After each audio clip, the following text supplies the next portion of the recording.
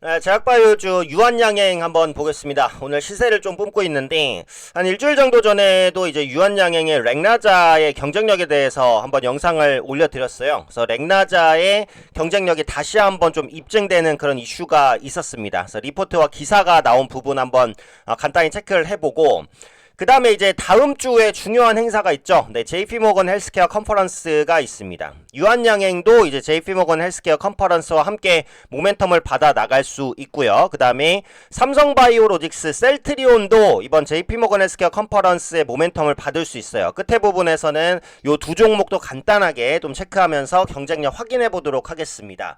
자, 렉나자의 병용요법 효과를 증명했다라는 이슈인데, 일단 유진투자증권에서 나온 리포트 있어요. 요거 하나 볼게요.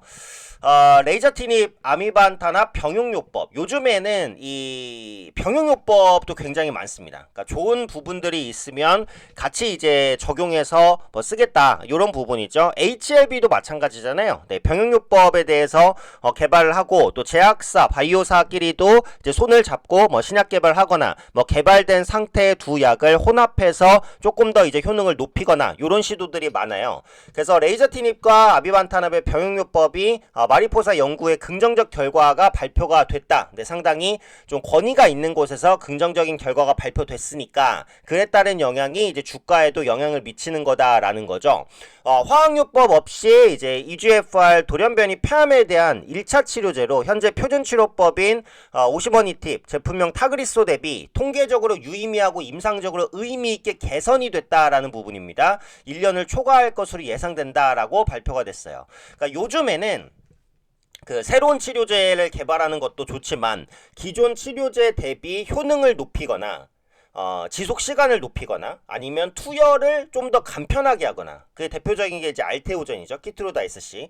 투여를 좀 더 간편하게 하거나, 이런 식으로 만드는 뭐 개량 신약 혹은 이제 기존 신약을 좀 더 강화하는 요런 부분들로 발전이 많이 이루어지고 있어요. 그래서 앞으로 이제 유한양행도 요 부분에서 의미 있는 성과를 렉나자 기반으로 낼 수 있을 것이다라고 보고 있고요. 다음 주 이제 JP모건 헬스케어 컨퍼런스에서 잠재력에 대해서 상당히 많이 강조가 될 것으로 보여진다. 그리고 존슨앤존슨은 출시 3년차 병용요법의 매출액이 50억 달러를 상회할 것으로 강조를 해왔다라는 부분이고요.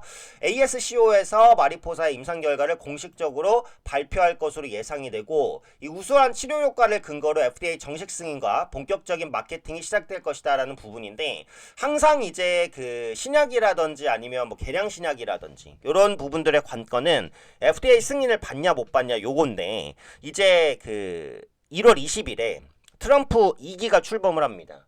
근데 지금 트럼프 2기는 제약바이오 산업의 규제를 완화해야 된다는 쪽으로 좀 더 무게를 두고 있어요. 물론 제약바이오뿐만 아니라 모든 기업의 규제를 좀 완화해야 된다는 쪽에 포커스를 두고 있는데, 제약바이오 규제 완화 안 중에 하나가 뭐냐? FDA 허가 심사 간소화입니다.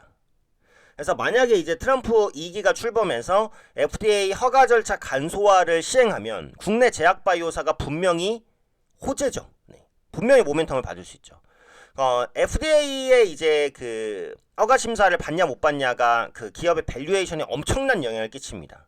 네, 근데 그 부분에 허가 심사가 간소화된다라는 것은 당연히 큰 호재가 될 것이다 라는 거죠. 제약바이오주 전체의 밸류에이션을 높일 수 있는 부분입니다. 그래서 트럼프 2기 이후의 역할이라든지 아니면 실제로 이제 이런 부분들이 진행되는지를 한번 보시면 될 것 같고요.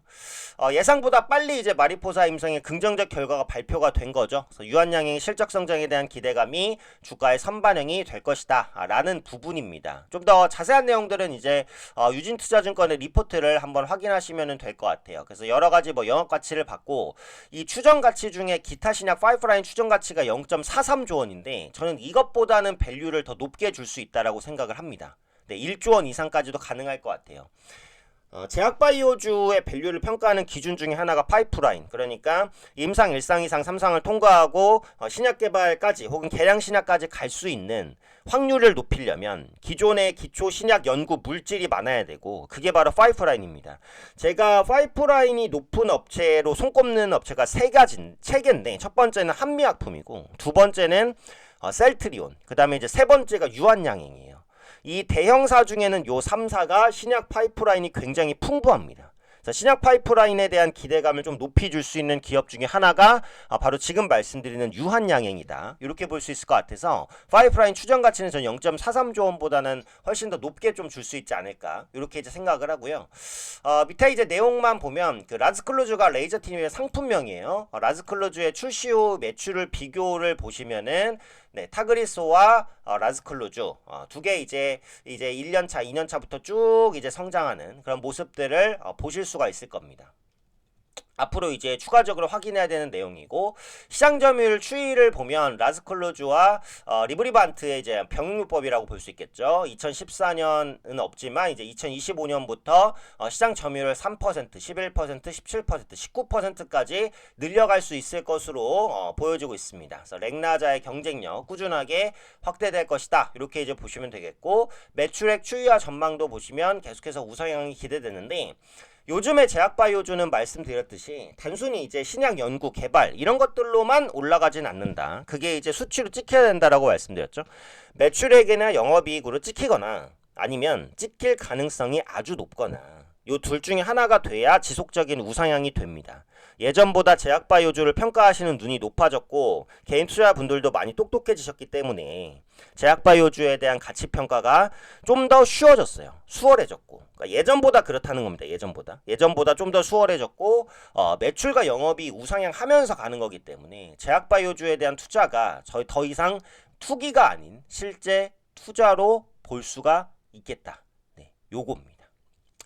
그래서 EPS에 대한 증가 그리고 BPS에 대한 증가까지 같이 이제 동반이 될 것으로 보여지기 때문에 그 부분에 대한 기대감이 있다. 현재 PER 밸류가 40배, 50배 이제 왔다 갔다 하는 모습인데 제약바이오주의 일상적인 PER, PBR 밸류니까 그 부분은 크게 걱정을 안 하셔도 될 것 같다라는 부분이죠.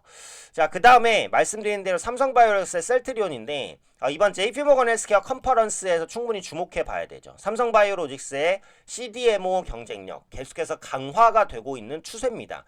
수주 잔고가 굉장히 크게 늘어나고 있고요. 올해도 상당한 수주를 바탕으로 호실적이 예상이 돼요.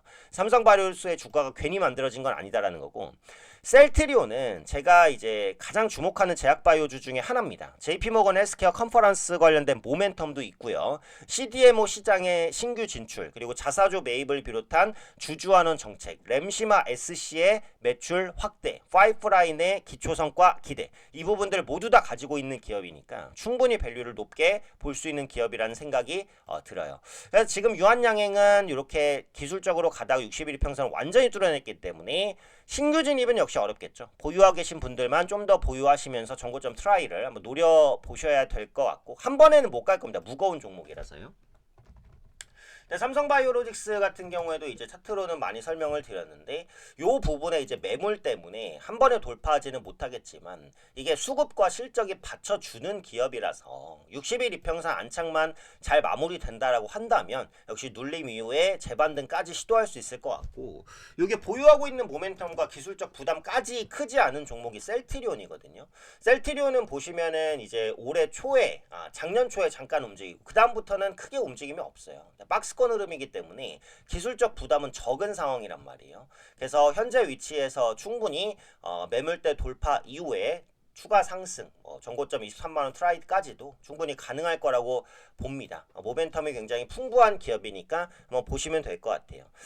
일단 파이프라인 쪽으로는 유한양행과 한미약품 셀트리온을 말씀드리고 싶고요. JP모건 헬스케어가 예정이 되어 있기 때문에 제약바이오주에 대해서는 일단 이번 주까지는 긍정적인 시각을 가지고 계속해서 흐름을 좀 추적해야 되지 않을까 그렇게 판단이 됩니다.